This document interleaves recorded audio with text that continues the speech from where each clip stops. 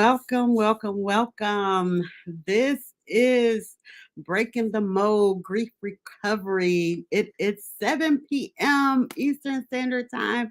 I am so excited. It seemed like I have not been around you all for a very long time, but the month of April had 5 Mondays in it. But we're here every second and fourth Monday of the month on Grief Recovery, brought to you by Breaking the Mold LLC. We are live on Facebook, YouTube, and Instagram, y'all. We are live on Instagram as well. But this is going to be a free flow type of night.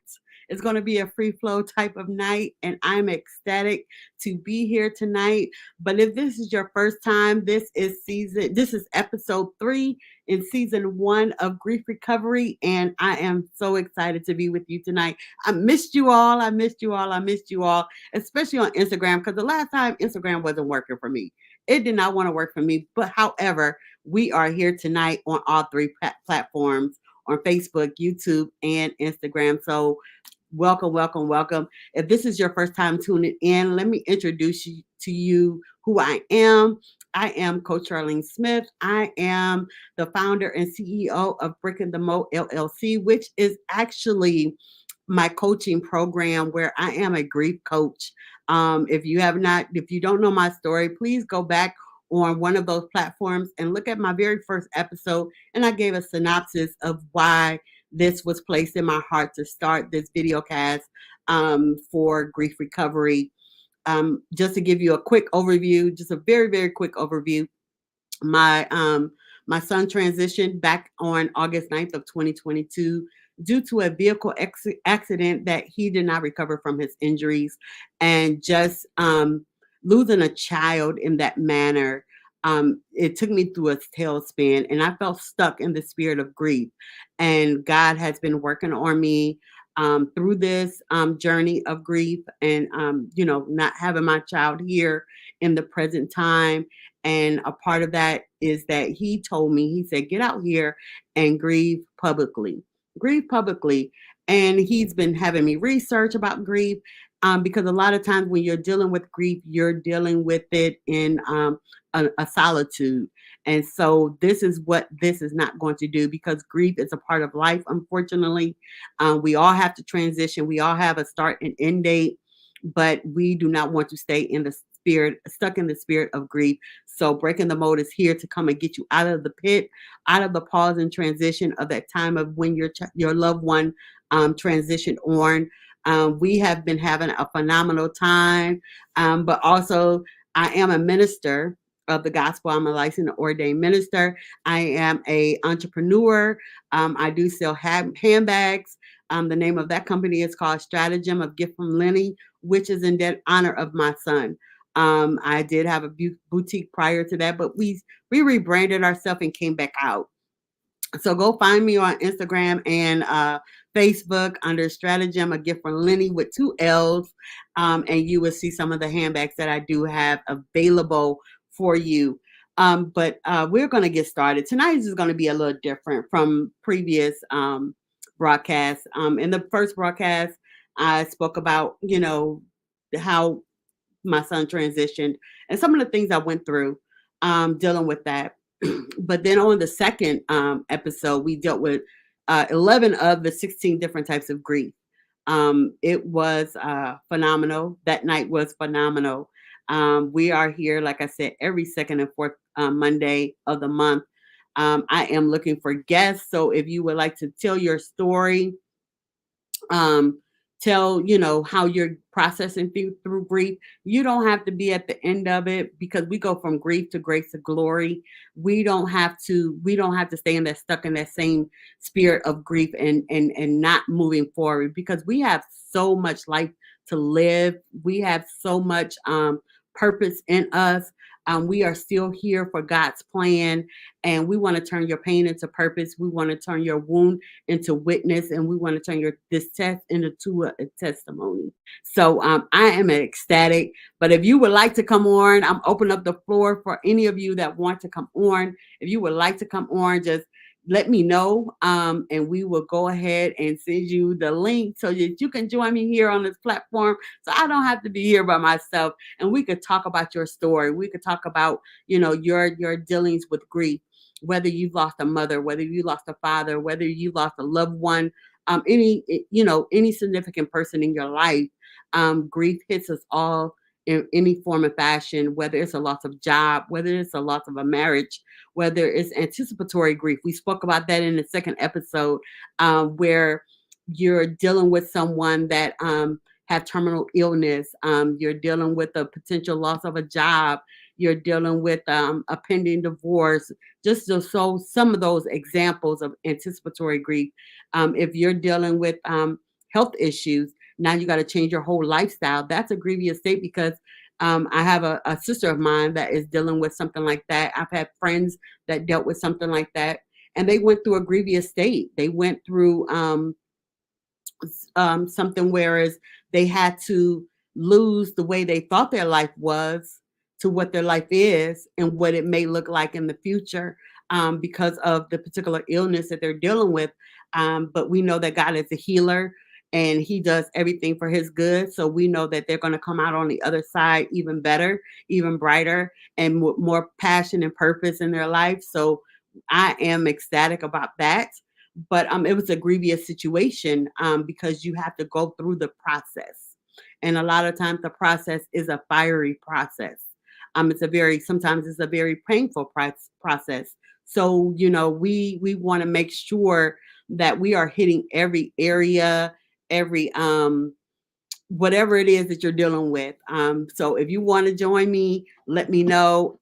For some reason, I am not seeing the comments. So, it's more than one way to skin the cat. So I'm going on to my device just to make sure I'm not missing the comments. Um, and I'm going to Hey, Sharetta, how are you? Welcome, welcome, welcome, welcome, Alicia. Um, so tonight I'm gonna be a little bit more interactive. How about that? I'm gonna be a little bit more interactive, and I know that my admins over there on Instagram, they got some things going on over there, so they're gonna be interactive over there. Making sure if you want to join, I could DM you over on Instagram. I could send you a message through Facebook. Let me know if you want to join me here. But I am looking for guests. I am looking for guests to join me here because your story needs to be told. Someone is waiting for you to tell your story. But I need you. So come on in. Come on in. So we got the preliminaries out of the way. We got the admin stuff out of the way. But if you want to be a guest in a future broadcast, let me give you my link tree. That is my link tree. You can click that link, or copy that link and put it in your browser. On to my link tree. You will see a tab that says podcast guest.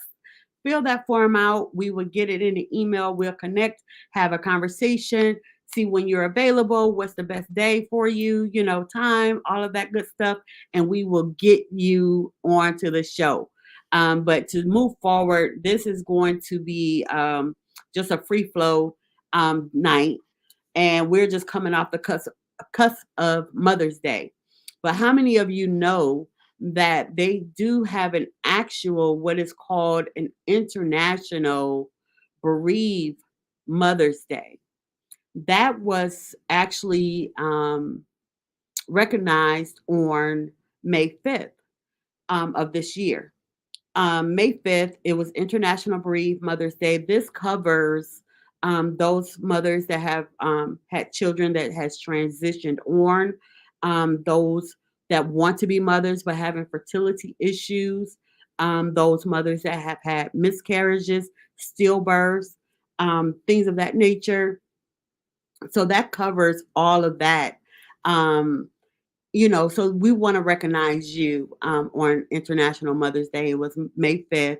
But then we had the National Mother's Day yesterday. And I want to know, how did you celebrate this day? If you are dealing with whether you've lost a mom, how do you deal with that? How do you navigate that path? Whether you lost a child, how do you navigate that path? Because Mother's Day can be very daunting. If you're having a strange relationship with your mom, how do you navigate that? How do you, honor your mom in the sense of, dealing with the national holiday? It's for me, it was bittersweet. Bittersweet. International Mother's Day on May 5th, I just, reflected on my son's life. I just sat here and reflected. Um, didn't do anything real special. Just sat in my home and just reflected on, what was going on, what was what he may have been doing during this time. And then with Mother's Day, excuse me, I was feeling a little some type of way. I was feeling a little type of way because I'm missing, a chunk of my life with my son. But my daughter and her boyfriend, they did something very, very special. They cooked dinner. We had dinner outside on the patio. It was a nice day, beautiful day here in Atlanta yesterday. So it was very beautiful. But we had dinner out on the patio. But it was still a bittersweet day. I know that last year it was a very hard day. And a friend of mine, a sister in Christ, she wound up contacting me and we went out to dinner. We went out to dinner and had a really good time. Good evening, Aisha. Welcome, welcome, welcome. Um, we had a really good time and it was let me see if I can get something to go because I can't see comments here, but it's okay. Like I said, but we had a really good time at dinner last year during Mother's Day. I want to know, did you do something with the other family members? Did you treat yourself? Do you have other children? Did they take you out to dinner? What all that entailed, because Mother's Day can be very, very hard, um, and difficult to navigate when you have different grievous situations dealing with that situation. Whether, like I stated, whether it was a loss of a child, whether you're having a strange relationship with your mother and they're still living, so you're dealing with ambiguous grief, which is where you're grieving a relationship even though the person is still alive. You're still grieving. um Whether your mother has transitioned on, that can be very hard, because especially if you always celebrated together. I have another sister in Christ who was very, very close to her mom, and I think her mom has been gone for maybe about 8 or 9 years now, and but she still have a hard time during Mother's Day. She goes, one of her things that she always do is she goes to visit the grave. What are some of your things to do to help navigate through grief on Mother's Day? I want to hear from you. Do you go visit a grave? Do you do something in honor of her? Whether it's you go and do something that you always did with her, or have you started a new type of thing? Good evening, Tony. Um, so we have Alicia Drawn on Facebook. She stated that Mother's Day she went to church, went to dinner with the little one. She has a little one. She said she spoke with her mom and stepmom since she don't live near, because sometimes distance can actually hinder you from being in the presence of your mother. So I want to hear from you. Alicia, I would love for you to come on if you want to come on. If you want to come on Instagram, let me know. I can DM you. Um, we have someone on Instagram she said that she shared happy memories of her son. She lost him to gun violence almost 10 years ago. And I want to send my sincerest condolences out to you. And if you ever want to, get on and tell your story on how you're navigating that, because my son wasn't taken by gun violence. However, he did die in a vehicle accident. I would love to hear from you to see how you're navigating through that, because I do know that there are several moms that I do know that has dealt with that. I know someone as of recent, um, had I want to say it was back in February, a real a real good person that I follow on Facebook, out in California. She lost her son to gun violence. So how do you navigate something like that? How do you deal with the different emotions, different things like that? So I would love to hear from you. And if you want to ever be on here and speak about it, you can always go to my link tree and fill out the form on there for podcast guests. We can have a conversation, and it will be a very organic conversation. I don't ask difficult questions or anything, and we just want to be authentic and transparent with our journey, because I know that we deal with so many different types of emotions, so many different types of emotions, um, and it could be very hard to navigate, very hard to navigate. But okay, Alicia, you need to come on here. You need to come on here. But yeah, Mother's Day can be very, very difficult for a lot of us. Um, and I would love to have you on just to talk about it, whether you lost a mom. I would love for you to come on and talk about, I thank God that my mom is still here. My father has transitioned on, but I thank God that I still have one parent that's still here. And I was able to celebrate her, even though she's like 600 some miles away from me. But we talked. I sent her a gift. And I publicly acknowledge my gratitude and love for her. And we is no different than the private conversations. But and my daughters, we're very close. I have two girls that are still here, and we're very close. And we you know they celebrate me. We try to celebrate each other, um whatever accomplishments they do, all of that good stuff. But you know, okay. So on Instagram, I'm sorry, y'all. I'm flipping between screens. Okay, so Sunshine Blue Eyes 713 on Instagram said this month makes 4 years since my mom passed. How are you dealing with that? And I do send my sincerest condolences to you. But how do you navigate Mother's Day with your mom not being here? So I would love to hear from you. Um, Sabrina Lynn Knight says her birth father passed on March 18th, 2024. So that's very fresh. That's a very fresh grief. And I send my sincerest condolences to you as well. And just know that whenever you want to, if you want to talk, I am a grief coach. Just hit my link tree and just send me a message and we'll go from there. You could always DM me and we can set up a consultation and see how you're navigating if you need to feel the need for a grief coach. I'm not a therapist, but I am a grief coach. Okay. Thank you, Dr. Chris Bianchi. Oh my God, I love you to life. Thank you so, so, so much. I've known Dr. Chris Bianchi. I mean, he was one of the first few pastors that I really gravitated to, and he knew my son very, very well in his formative years, which was his teenage years. And I just love the Bianchi family. I'm proud of what y'all doing down there in Florida. I'm proud to see your kids really excelling, even with your son, with his golf, all of that. I am so, so proud of that. But yeah, I love it. I love it. I love it. But I would love to hear from all of you. Hey, Candy. Uh, you know what, Candy? I would love for you to get on and talk about that. She says that she have her mom. Her mom is still here, but yet and still she don't have her mom.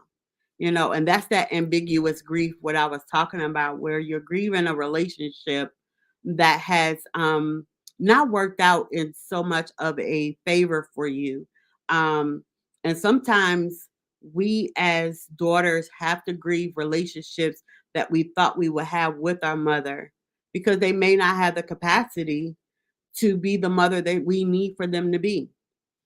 That's a whole nother episode. Yeah, we'll talk about that.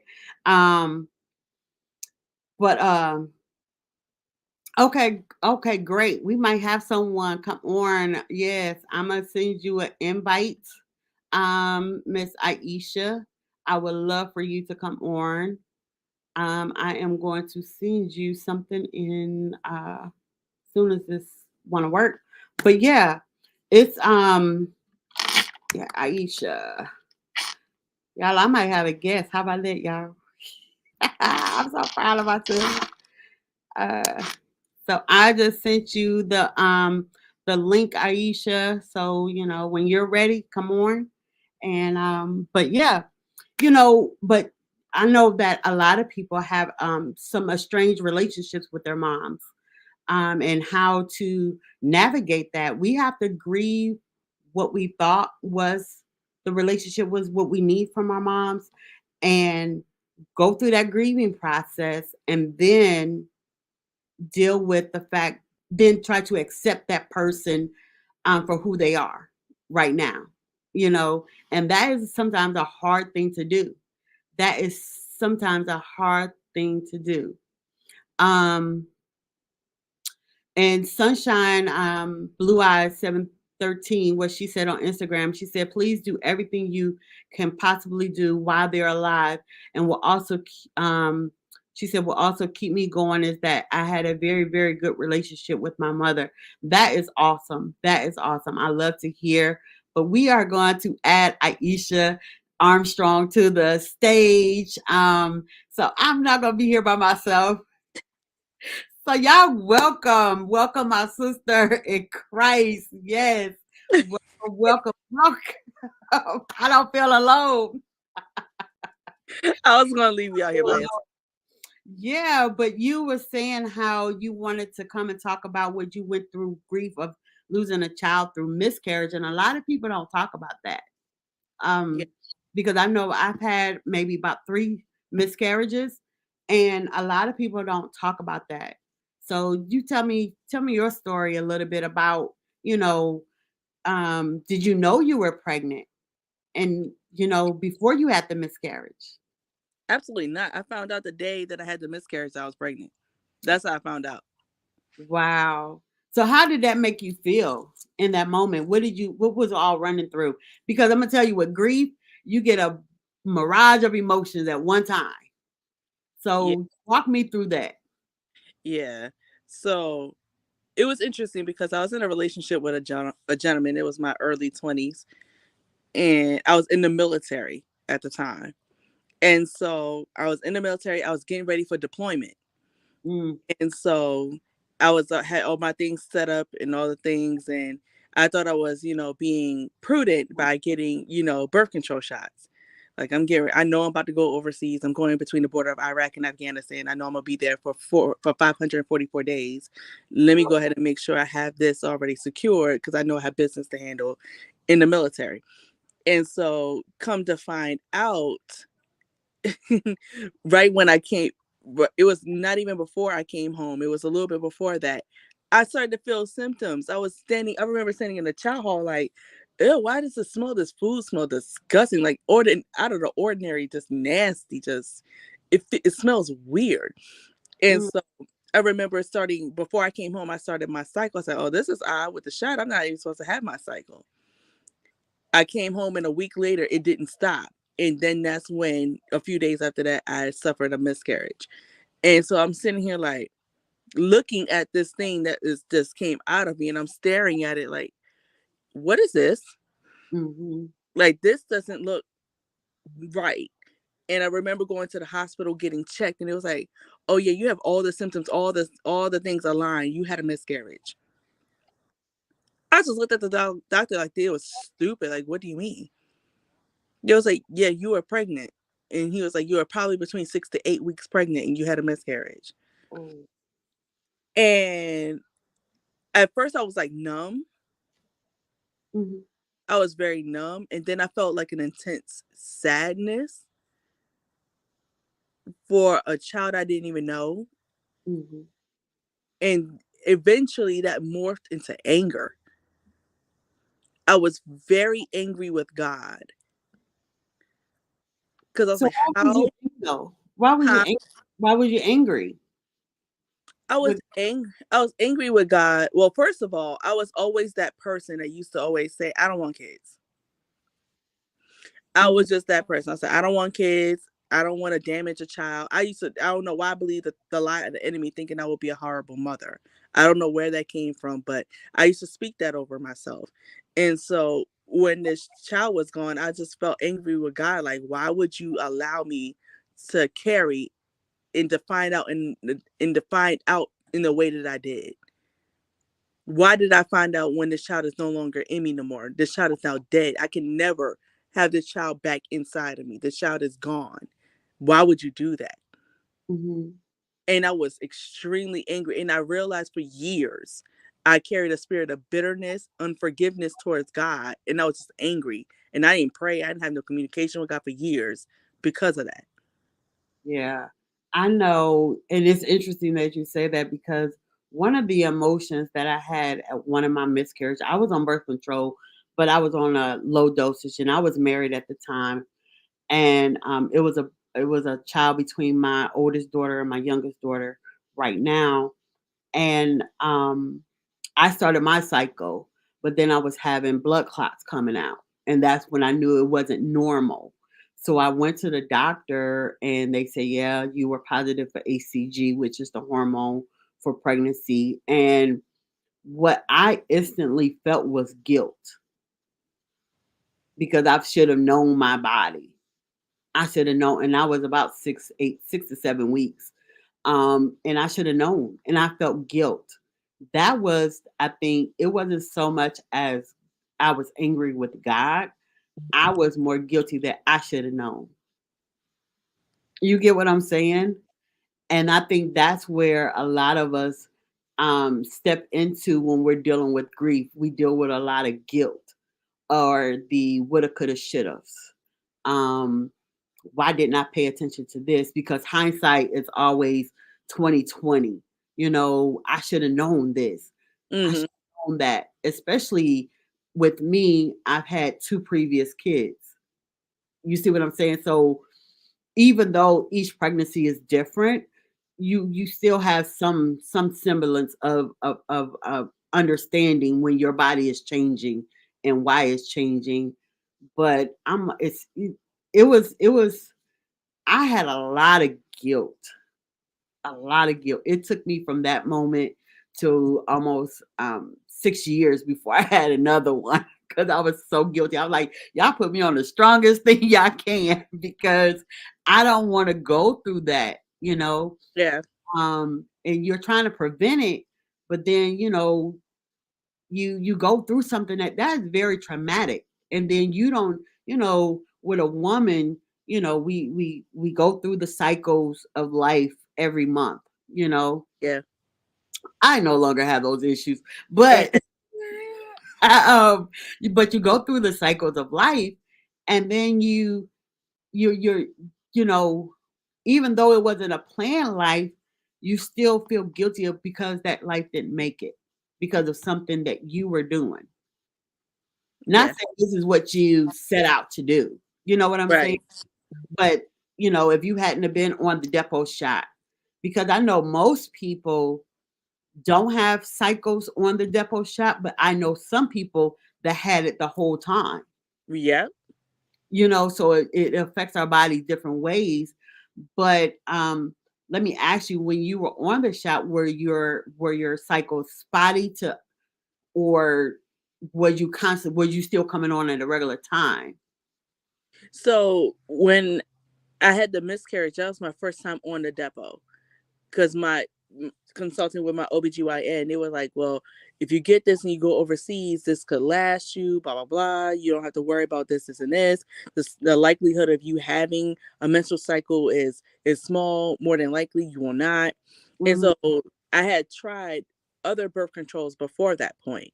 I mhm, didn't want to keep having a patch because they can fall off. And if you're in high heat, it can slide off. I didn't want to have a pill because what about if I mismanage it? I'm doing things and I don't take it. So I wanted to make sure I had something that would last. And so that was the reason for that. But after the miscarriage, I ended up being phased out of the military. And so that's when I started to notice I would constantly bleed. Like I would go Okay. at least 2 months sometimes with just straight bleeding. Mm, yeah.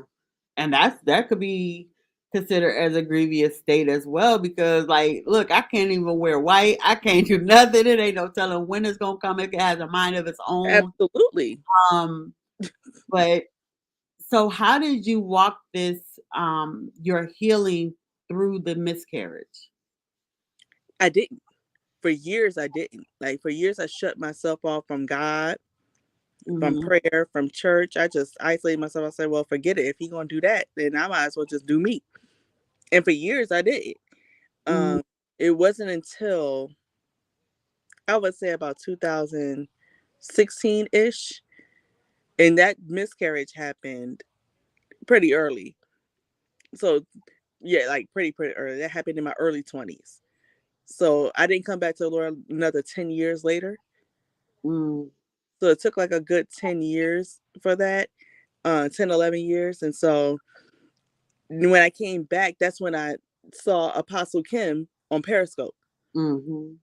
And so that's when I started to come back to the Lord. And I didn't even deal with the miscarriage and stuff like that until 20, what, 2022. Yeah, 2022. And what Also was interesting recent. Mm. recently, recently, and it was interesting because you already know about the issues that I was dealing with in my body and the sickness and stuff like that. It was one day that Prophetess Sarah Grace was on. She did a random live. And I didn't have nowhere to go. I couldn't move. So I was in the bed. I Mhm. turned on the live and she prophesied to me. Mhm. Like, this is your day of freedom. This is your day of release. The Lord showed me a little boy in his arms and he said, you can finally let this child go. He has this baby. Mm. And that was, I cried myself to sleep. And I was just realizing then I've been holding on all these years and Mhm. didn't even realize I didn't let this child go. Yeah. Yeah. That can be very detrimental. And I think that's with anything that we're dealing with. We have to funeralize, um, if you will, whatever the situation is, because I know that with the transition of my son, I knew that I was in a stuck place of the spirit of grief for a while, for a long while. And once I had a dream towards the end of last year, and it was me telling him I love him and that I'm letting him go, is when I started to come out of the pit, if you will, out of Right. pause and transition. I came out of that stuck place at the transition of when I heard that they had to declare my son at 11:05 on August 9th. Um, so it's not so much that I'm gonna forget about my son, but now I'm going to turn this pain into purpose, you know, and really move. You're gonna have bouts of grief, you'll have bouts of grief, but as you move through this journey of grief, your valleys become less and your hills become more often. Yeah. Um, but I know like last Mother's Day last year was super, super hard for me. Super hard. Because that was the first Mother's Day without my son here. And he was a gift giver. So, I always got gifts, whether it was 3 dozen roses, whatever the case may be, I got those things. But it was just that it came to a realization, reality hit like I'm no longer going to get a gift from him. I'm not going to see him come through the door saying, "Mother, are you hungry?" Hey, I got you. Whatever the case may be. I'm not going to hear his voice. I'm not going to hear him, with his sisters joking. I'm not going to see him with his sons and all that stuff. So it hit me like a ton of bricks, Mother's Day. But what I can say for this past Mother's Day was I had some triggering moments, but I didn't stay stuck in the valley.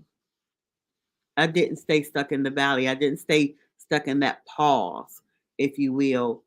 And when I think about um even with dealing with the miscarriages, um I know I don't know about you, but when I go back and I think about sometimes, especially in the early times of it, of the miscarriages, like they would be this age, what would be their personality? You Yeah. know, um, I lost a daughter back in 2014 and she only lived an hour.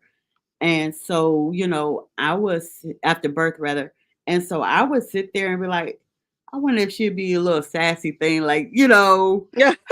with Yeah. this and all of this stuff. So, I started thinking about different things like that.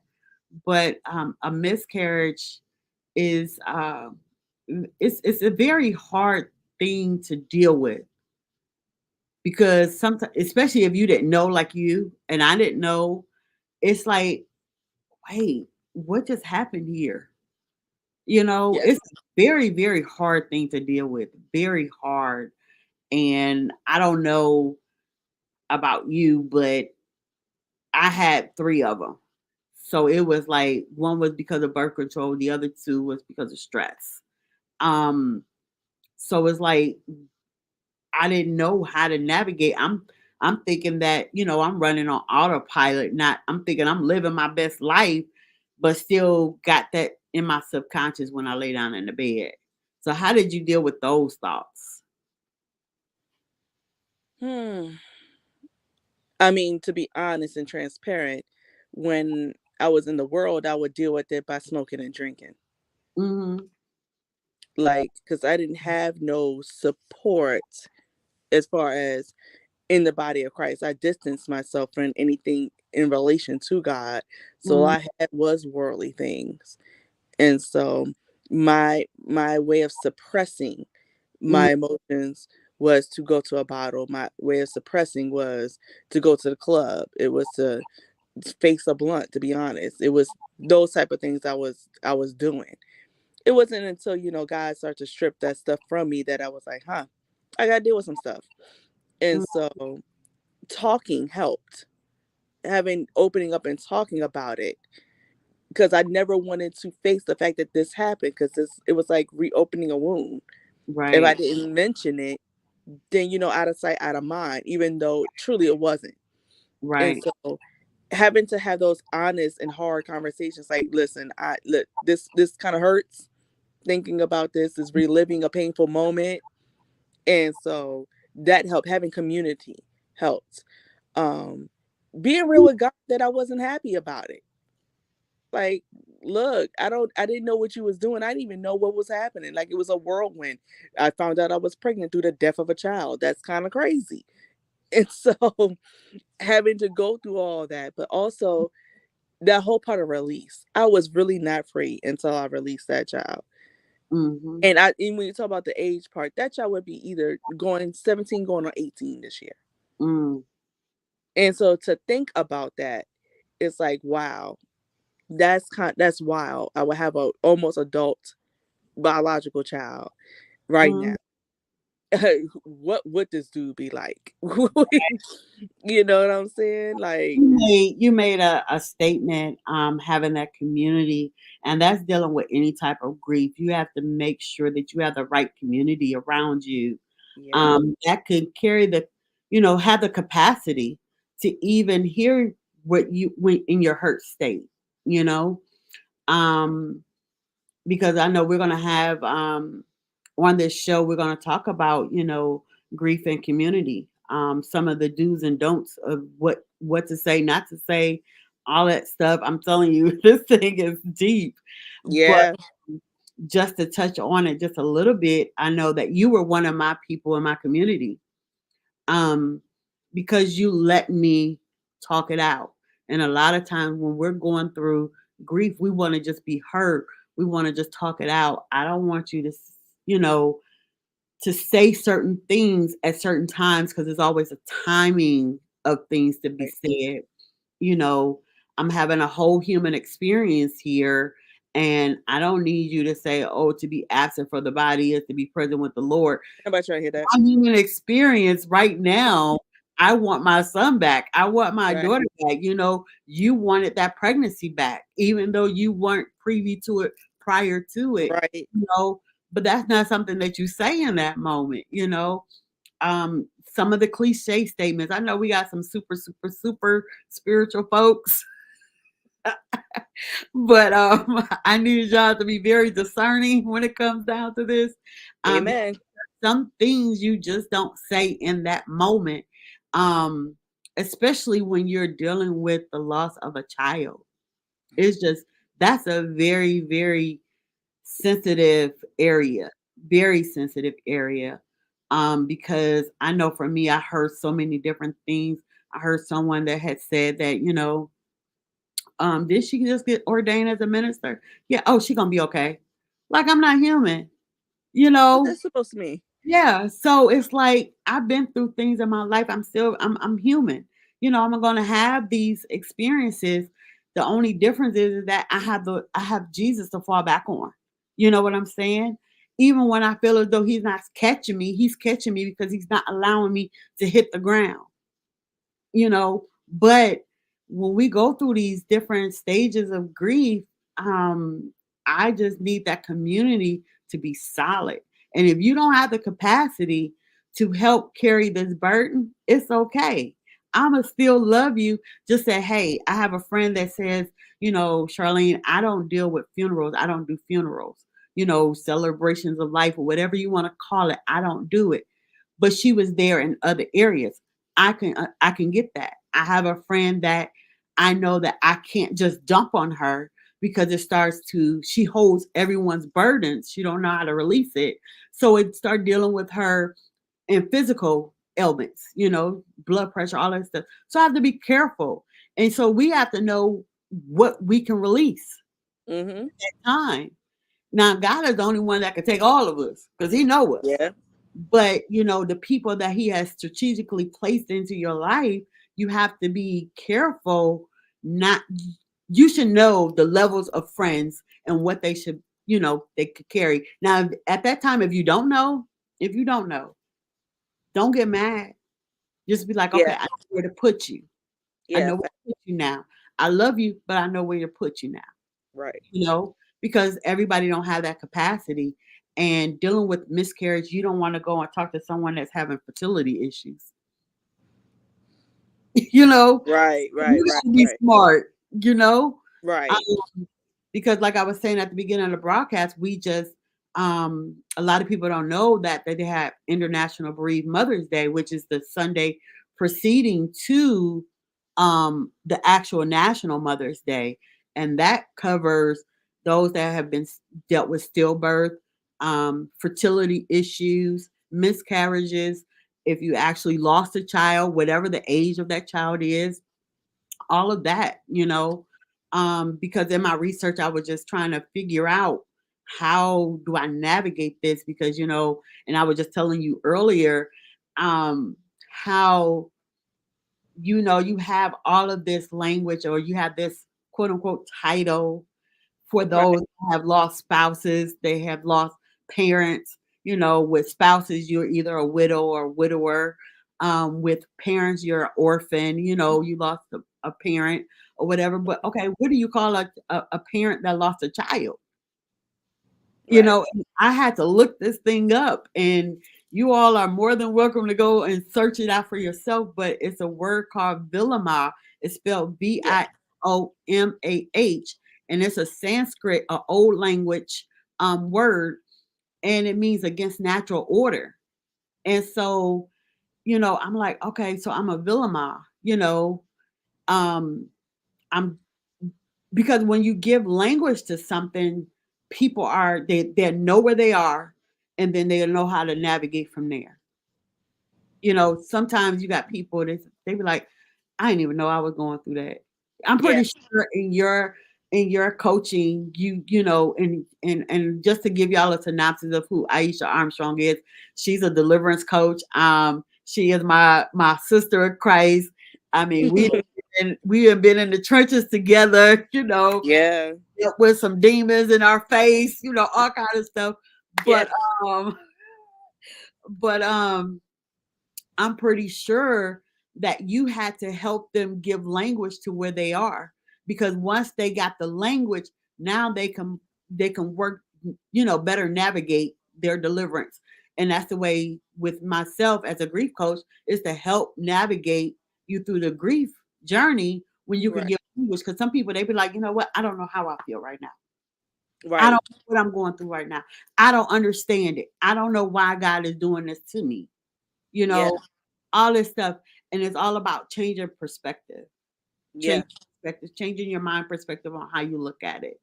So what do you do in those senses when you're dealing with someone that don't have the language to help them navigate? Because dealing with a sensitive topic of losing a child, because I'm pretty sure through your walk of those walking alongside others that dealing with deliverance, that you've had to encounter something like that. So what do you do, or you help them? How have you helped them navigate this journey and deliverance when they're dealing with that, they don't have a articulation of where they are.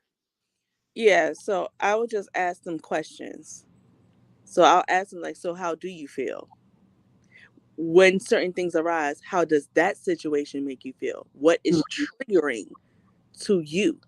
Because mhm, that's all relative. What may trigger you may not trigger me. So mhm, what triggers you? What do you do when certain things happen to be able to try to comfort yourself? mhm, Because a lot of people will look for things as a comforter outside of the comforter of the Holy Spirit.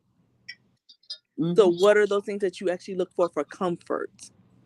If that's a person, if that's a thing, is that, an entity? What do you look for comfort? But also, as a person who's a dream interpreter as well, I'll ask them, what dreams have you had lately? Because your dreams will reveal to you where you are, even if you don't have the language to express that. mhm, So, have you had dreams? And if you haven't had dreams, what are the dreams that you had in the past? Because all those things are will provide clarity as to where you currently are. So, asking the right questions mhm. is important, because just to throw anything out there, anybody can answer any amount of questions, but to ask the right questions, but also to ask them what they feel. Because if there's a certain thing that brings you to a place and it brings you a certain type of feeling, then Mhm. that reveals what could be actually going on in your heart space. Right. So if I say that I'm going outside and I see a dog, but when I see this dog, it makes me cramp up, it makes me afraid, and make me paralyzed. Okay, well, why? Did you have an experience with a dog before as a child?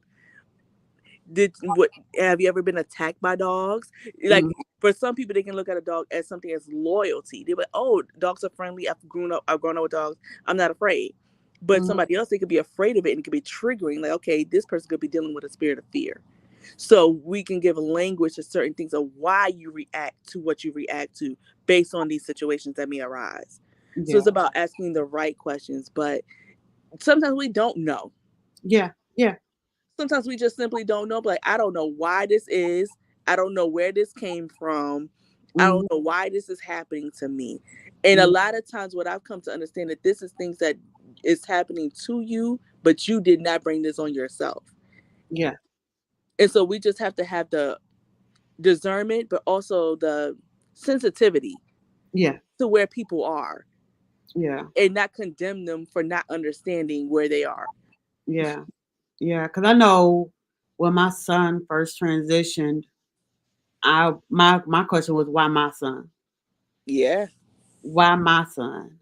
And I asked that for several months, but through a prophet, they spoke and they said, well, your son, he graduated because what was ever about to come up was going to be too hard for him. It was, they gave me a word, and I knew some pertinent personal information they didn't were, weren't privy to.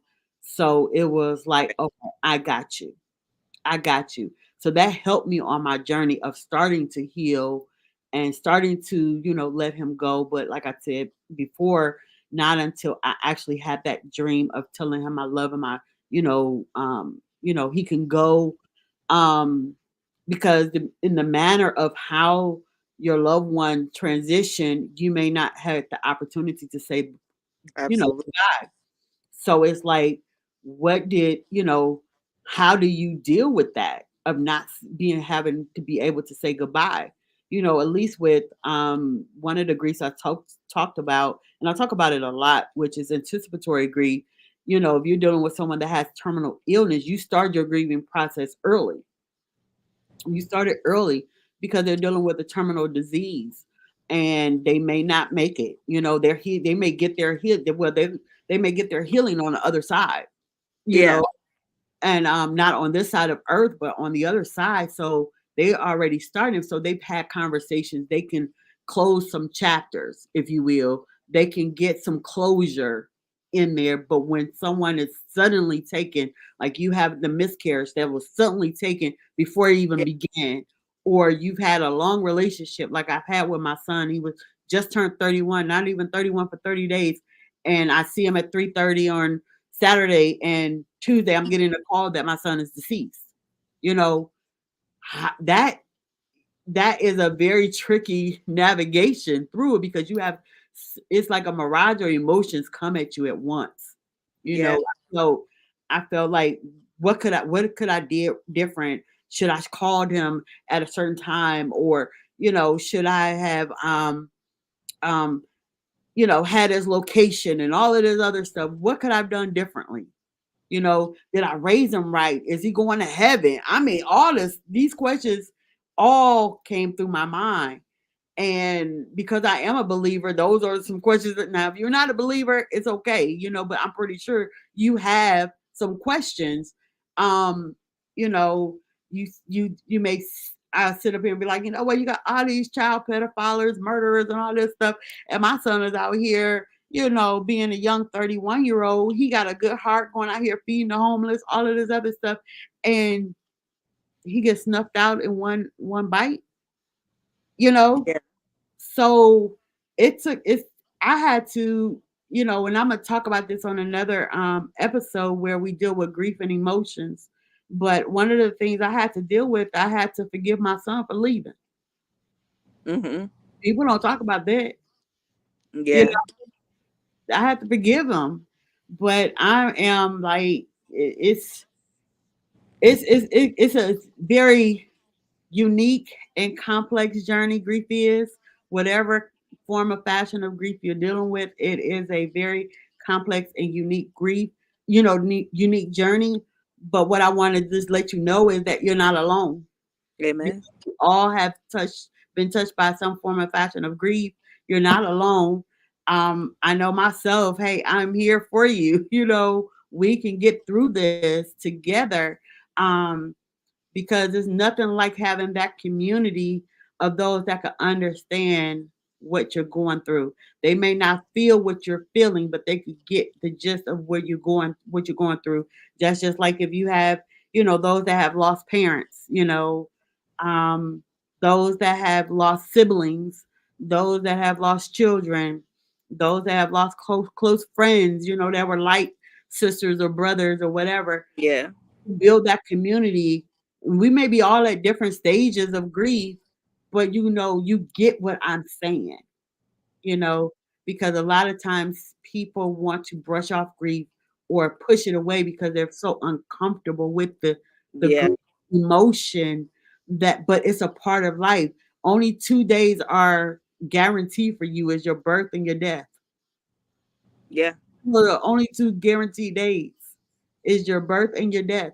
Now that dash in between, that's what we're trying to navigate, Yeah. because we don't choose when we are born, and we don't choose when we die.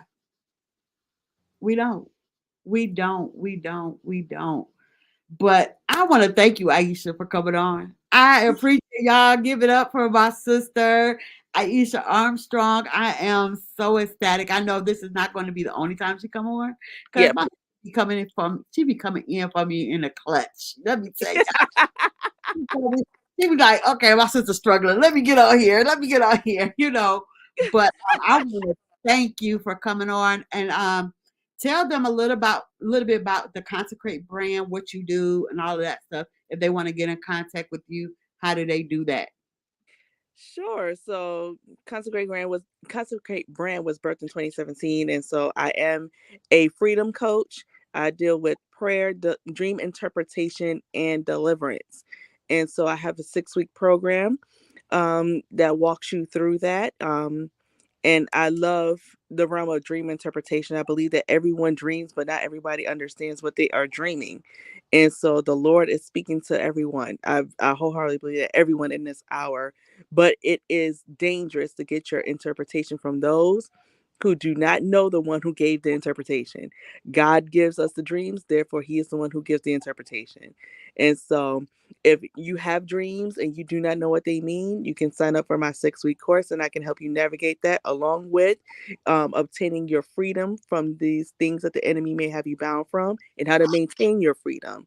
But every single day in Clubhouse, if you out there in them Clubhouse streets, I have a room called Consecrate Brand, and we are seeking the face of God at 1 p.m. Eastern Standard Time, and it's called Prayer and Presence.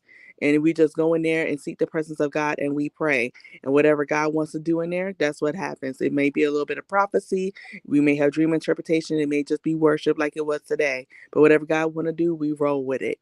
And so, how you can hit me up, Linktree, link.ee/consecrate brand. Everything is listed under there. Spell Consecrate. How about this? I'm gonna put it in the chat. You want me to put it in the Facebook joint? So, because we're on YouTube and Instagram as well, Got you. Consecrate. CONSECRATE.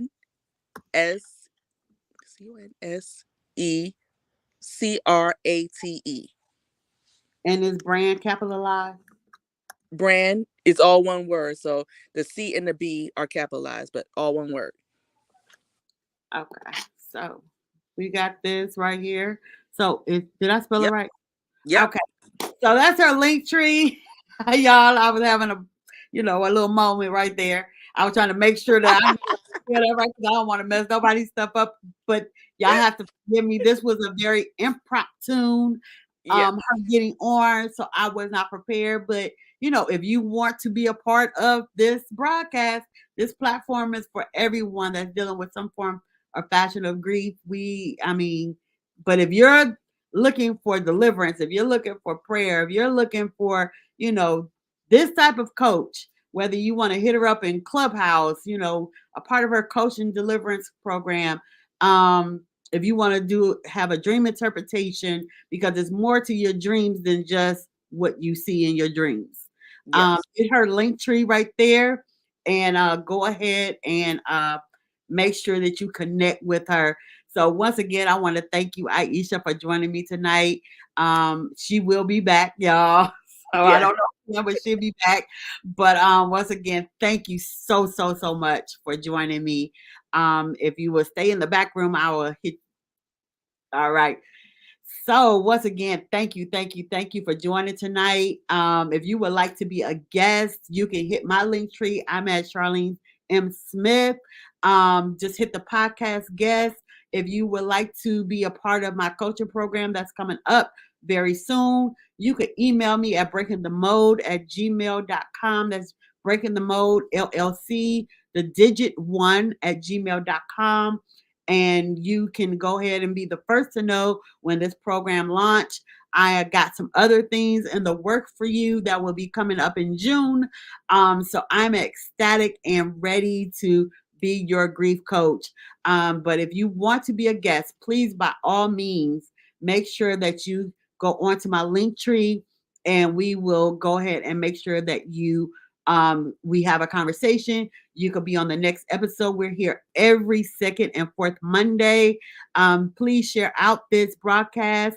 Please subscribe to my YouTube channel. Go over there, follow me on Instagram, whatever platform that you so choose to follow this broadcast. I would greatly appreciate it. So I want to thank each and every one of you tonight for joining. And most of all, my impromptu guest, Aisha Armstrong, for joining us tonight as we just delve into the topic of miscarriage, dealing with grief of losing a child. before they even are actually born. And I know a lot of us women have dealt with that. So I would love to hear from you if that's your story. Yes, that's your story. But once again, I will see you in 2 weeks. And now we'll be talking about another topic. Hopefully, I will have a guest then. But I want to thank you all once again, and peace and blessing.